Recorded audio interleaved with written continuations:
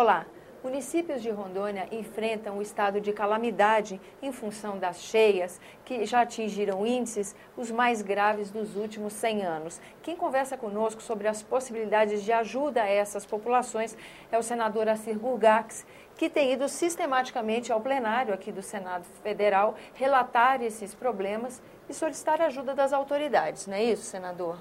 É verdade, a situação em Rondônia é muito difícil. Não todos os municípios, evidentemente, mas os municípios à beira do Rio Madeira, que é o caso de Porto Velho, os seus distritos, Guajará-Mirim também, a situação é desesperadora para algumas pessoas. E são os municípios grandes, né? São municípios grandes, a nossa que capital... concentram maior população. A nossa capital, Porto Velho, e Guajará-Mirim é a cidade das mais antigas do estado de Rondônia. A BR-425, que liga Porto Velho e Guajará-Mirim, está interditada. Então, nós temos problemas de abastecimento de alimentação para as pessoas que moram em Guajará-Mirim. E o que é mais grave, todo o consumo de combustível do estado de Rondônia vem da cidade de Manaus, do Amazonas, pelas balsas através do Rio Madeira. E as balsas não estão conseguindo subir o rio. Ou seja, nós estamos prestes a também ficar sem combustível em Porto Velho e no interior do estado de Rondônia. Da mesma forma, o Acre também depende de muita coisa do estado de Rondônia e da BR-364. E já estamos prestes a ver a BR-364 ligando Porto Velho ao Rio Branco interditada em função da cheia do Rio Madeira. O que é que pode ser feito, senador? Quinta-feira passada, para você que nos acompanha, esse programa está sendo gravado dia 18 de fevereiro. Quinta-feira passada o senhor esteve em plenário solicitando ajuda e conseguiu uma resposta eficiente, né? É verdade, o ministro da Integração Nacional esteve em Porto Velho no sábado conosco, sobrevoou juntamente com o governador Confúcio Moura, com o prefeito Mauro Nazif, as autoridades que acompanharam toda essa situação. E foi formada uma força-tarefa com as defesas civil da União, do Estado e dos municípios lá em Porto Velho para acompanhar todos os acontecimentos e atender a população naquilo que for possível. O Exército está ajudando e muito a Defesa Civil, a Aeronáutica também, a Marinha, a Polícia Militar, o Corpo de Bombeiros, a sociedade organizada, estão todos unidos na tentativa de amenizar o problema dessas famílias que estão ficando desabrigadas, famílias que estão perdendo tudo, a sua casa, tudo que tem dentro. As pessoas que moram ao longo do Rio Madeira, são os ribeirinhos, que têm lá também o seu gado, que produzem o leite, também estão com muita dificuldade. Tem pessoas que estão perdendo as suas casas, como eu já disse, e também o seu sustento, que é a produção. Então, o esforço de uma vida, né? É uma vida inteira que está sendo perdida para várias famílias. O que acontece? Nós precisamos estar apoiando essas famílias, não só políticos, governantes, mas também a sociedade. E isso está acontecendo. A sociedade de Rondônia está unida, prestando solidariedade, tentando ajudar as famílias que estão ficando desabrigadas, e esse esforço concentrado, ou essa força-tarefa, que é a União da Defesa Civil da União, Estado e Municípios, tem feito a diferença no socorro a essas famílias que realmente estão passando por graves problemas em Rondônia. Questão de recursos para ajudar nessa calamidade, recursos são necessários agora, né? É importante que a presença do ministro da Integração Nacional em Porto Velho venha com resultados efetivos agora, já nesta semana. Nós entendemos que a presença da União, através da liberação de recursos para o Estado de Rondônia e para os municípios, ela tem que acontecer agora nessa semana para ajudar, para que os estados possam ter essa capacidade financeira de mobilidade, de atenção para ajudar as famílias. Outra sugestão que nós demos agora no plenário foi a liberação do FGTS para as famílias que foram atingidas pelas cheias, assim como aconteceu na cheia de Rio de Janeiro, Santa Catarina e em outros estados. É importante a ação rápida do governo federal nesse momento. Para se restabelecer uma ordem, né? Também com essas ações evita esse problema de doenças que vem com as enchentes, não é isso, senador? O grande problema é o pós-enchente.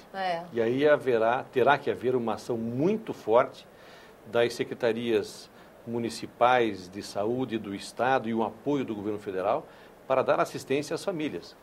Nós precisamos fazer um trabalho preventivo imediatamente ao baixar as águas do Rio Madeira. E nesse momento aquele atendimento de socorro direto. Mas o pós-enchente, que é o grande problema que necessitará um apoio ainda maior da União. Senador, é possível, através de leis, se estabelecer um protocolo de procedimentos para esse tipo de situação? Como o senhor disse, são coisas que fogem da normalidade, né? Fogem de um certo controle. Mas é possível ter uma organização legal que gere um protocolo, que assim, chegando em tal situação, tais providências já são imediatamente acionadas? Olha, eu entendo que a Defesa Civil dos estados, dos municípios da União, tem mais ou menos isso mapeado. Mas essa conforme o grau de problema, a Defesa Civil Nacional já toma algumas medidas e algumas atitudes emergenciais. Não é lei, mas é um protocolo, é uma maneira de atuar. Eu entendo que isso tem feito a diferença e já tem ajudado os municípios no socorro às suas vítimas e aos estados também. E quanto à liberação de verbas, é factível isso ou acaba sendo que cada caso é um caso, difícil uma previsão, a criação de um protocolo? Assim? É difícil uma criação de um protocolo porque realmente cada caso é um caso e não se sabe qual é o tamanho do problema a ser criado ou acontecido. Então, o fato das prefeituras decretarem situação de emergência, isso já cria uma possibilidade de recursos direto da União para o atendimento desses municípios e das famílias que estão sendo atingidas. Senadora, aproveitando sua presença aqui e que a gente ainda tem um tempinho na entrevista, eu gostaria de falar com o senhor sobre o cadastro ambiental rural, cadastro ambiental rural. Que o senhor falou sobre essa questão também em comissão na semana passada, a necessidade de se normatizar a criação desse cadastro. Como é que está a aplicação do Código Florestal? Como é que o senhor está vendo o funcionamento desse código? Bom, o Código Florestal foi amplamente debatido aqui no Senado, na Câmara, votamos, aprovamos, houve alguns vetos da presidenta, enfim, hoje temos um Código Florestal atualizado. Mas nós não colocamos em prática ainda, porque tudo depende do cadastro ambiental rural. Sem o cadastro ambiental rural, nada acontece. E para iniciarmos o CAR, nós precisamos da normatização do CAR, de como vai ser feito. Porque o CAR é feito pela internet, mas é sabido que na zona rural nem todos têm acesso à internet. Principalmente na sua região, né, senador? Principalmente na Amazônia. A Amazônia não tem acesso à internet na zona rural. Então nós precisamos do apoio do governo federal, dos governos estaduais, das prefeituras municipais, das cooperativas, das associações, do IBAMA, das EMATER, das secretarias, todas elas de agricultura e meio ambiente, todos têm que falar a mesma linguagem para orientar os nossos agricultores para fazer o CAR. Todos querem fazer, mas não podem fazê-lo ainda. Alguns estados estão se antecipando, que é o caso do estado de Rondônia, fazendo uma espécie de CAR estadual, antecipando a normatização e depois apenas haveria uma adaptação do CAR estadual para o CAR nacional. É um cadastro importante, vai mapear todo o nosso país, ficando fácil para depois tanto o Ministério do Meio Ambiente, o Ministério da Agricultura principalmente, o Ministério do Desenvolvimento Agrário, o Ministério da Pesca, quando precisar de uma ação mais efetiva, vai ter todo esse cadastro nacional, onde terá todos os dados dos agricultores brasileiros. Senadora, a normatização do Código é de iniciativa do Congresso ou tem que ser de iniciativa do Executivo? É uma iniciativa do Executivo, especificamente do Ministério do Meio Ambiente.